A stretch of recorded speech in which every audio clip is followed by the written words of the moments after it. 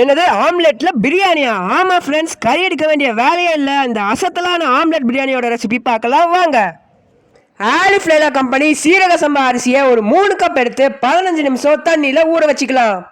ஒரு பவுலில் 2 கப் வெங்காயம், கொஞ்சமாக கருவேப்பிலை, அப்புறம் கொத்தமல்லி தழை எடுத்துக்கலாம். இது கூட சில்லி பவுடர் 1 ஸ்பூன், மஞ்சத்தூள் 1 ஸ்பூன், அப்புறம் உப்பு 1 ஸ்பூன் சேர்த்து லைட்டா கிளறி விட்டுட்டு ஒரு 4 முட்டை எடுத்து முட்டைக்கு வலிக்காம ஸ்பூனுக்கு வலிக்காம அலேக்கா உடைச்சு ஊத்திக்கலாம்.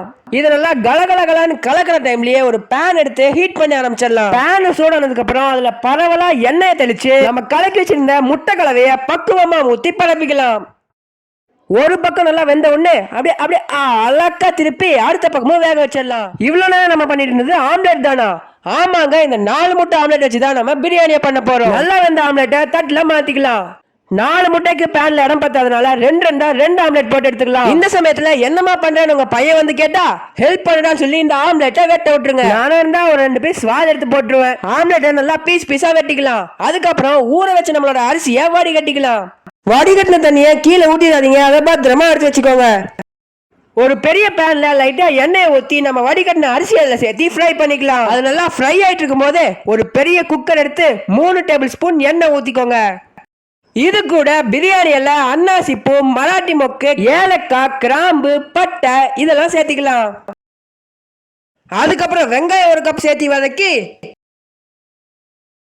2 நறுக்குன தக்காளி, அப்புறம் இஞ்சி பூண்டு பேஸ்ட், ஒரு பச்சை மிளகாய் 2 சீவி, கறி masala 1 spoon, chilli powder 1 spoon, அப்புறம் மஞ்சத்தூள் 1 ஸ்பூன் இதெல்லாம் போட்டதுக்கப்புறம் நம்ம கட் பண்ண ஆம்லெட் பீசஸை இதில் சேர்த்திக்கலாம்.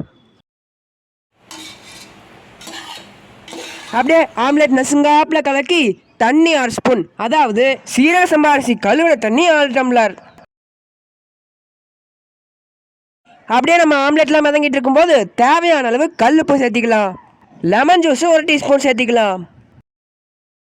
தண்ணி நல்லா பபிள் சுடும்போது நம்ம சீரக சம்பா அரிசி அதில் சேர்த்திக்கலாம்.